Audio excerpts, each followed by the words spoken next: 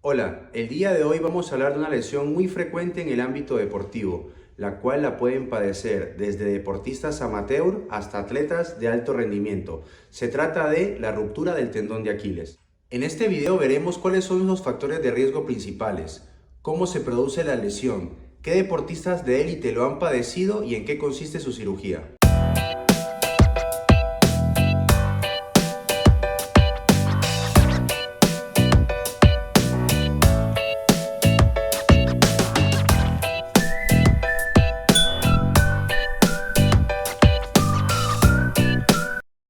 ¿Qué es el tendón de Aquiles y a qué debe su nombre? Es el tendón más grueso y resistente que existe en nuestra anatomía. Soporta hasta 10 veces más el peso corporal de una persona. El tendón de Aquiles interviene en la flexión plantar. Su ruptura se produce entre los 4 a 6 centímetros de su inserción en el calcáneo, zona que es anatómicamente muy poco vascularizada. Debe su nombre al semidios griego Aquiles, uno de los grandes protagonistas de la famosa Guerra de Troya, quien era invencible y se presumía era inmortal, ya que su madre, Tetis, una ninfa de mar, lo había sumergido en el río Estigia, sosteniéndolo por su talón, la cual sería la única parte vulnerable en todo su cuerpo. Factores de riesgo como practicar deportes en edades entre los 39 y 49 años y por encima de los 60 años. Consumir medicamentos tipo corticoides o antibióticos como las fluoroquinolonas. Predisposición anatómica. Excesivo valgo o varo del retropié o el antepié. Índice de masa corporal alto. Envejecimiento y artropatía inflamatoria tipo tendinitis o tendinosis del tendón de Aquiles. ¿Son estos factores de riesgo suficientes para provocar una ruptura del tendón de Aquiles? ¿O cuál es el mecanismo de lesión? El mecanismo sería dorsiflexión brusca e inesperada del tobillo y el pie, partiendo de una posición de flexión plantar activa con la rodilla en extensión, por ejemplo, al saltar desde una altura o en la fase de apoyo de una carrera. Flexión plantar forzada, partiendo de bipedestación, por ejemplo, al realizar un salto o la fase de despegue de una carrera. El diagnóstico es clínico. Típicamente el paciente acude por un dolor súbito en la zona posterior de la pierna afectada, lo que se conoce como signo de la pedrada, ya que literalmente el paciente siente que le hubiesen lanzado una piedra, o la sensación de un tirón o una patada. A veces refieren un chasquido, el cual puede ser audible. Ahora que ya conocemos el mecanismo de lesión y los factores de riesgo, veamos qué deportistas la han padecido. En marzo del 2010, David Beckham, en un partido del Milan ante el Chievo Verona, sufrió la ruptura del tendón de Aquiles. El centrocampista inglés quedó fuera de juego por 4 meses y fuera del Mundial del 2010 con la selección de Inglaterra. En el video podemos ver el clásico signo de la pedrada, con posterior, dolor súbito y limitación funcional. María Vicente, la atleta española en marzo del 2024, tras un intento de salto en el Mundial de Pentatlón de Glasgow, presentó dolor súbito e intenso característico. Poco después, los médicos lo confirmaron, que sufrió una ruptura completa del tendón de Aquiles. Kobe Bryant, en el 2013, mientras jugaba con Los Ángeles Lakers, sufrió esta terrible lesión. Tardó 240 días en volver a desenvolverse en una cancha de baloncesto y en su primera temporada tras la lesión solo pudo disputar 6 partidos.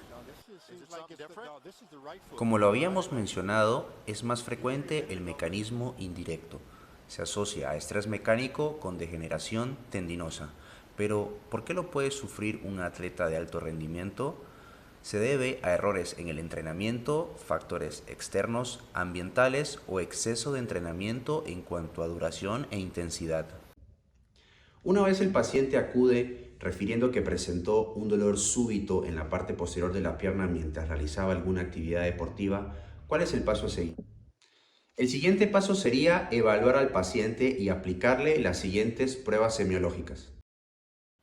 Maniobra de Thompson. El paciente se coloca en decúbito prono y el examinador comprime la pantorrilla para desencadenar la flexión plantar.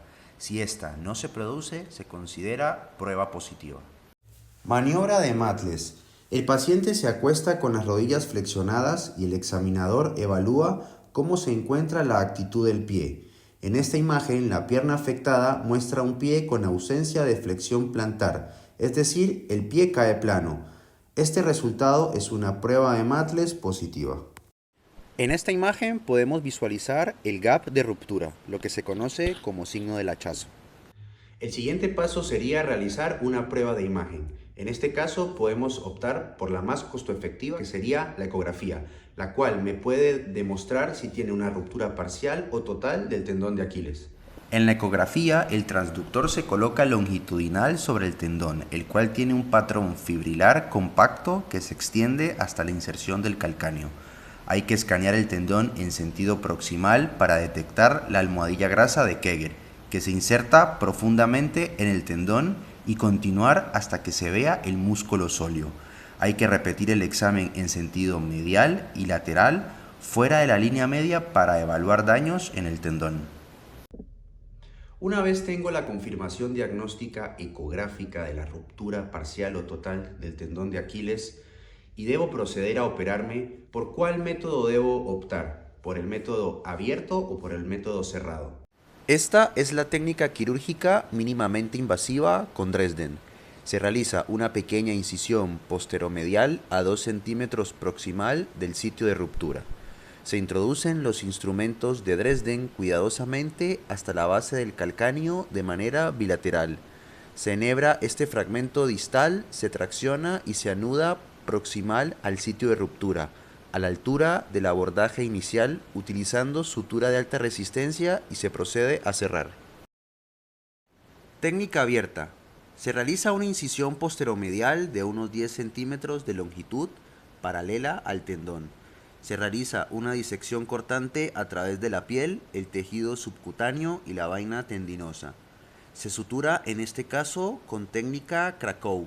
Ambos cabos con material no reabsorbible y se aproximan los extremos rotos. Se cierra el peritenón, el tejido subcutáneo y la piel con suturas reabsorbibles.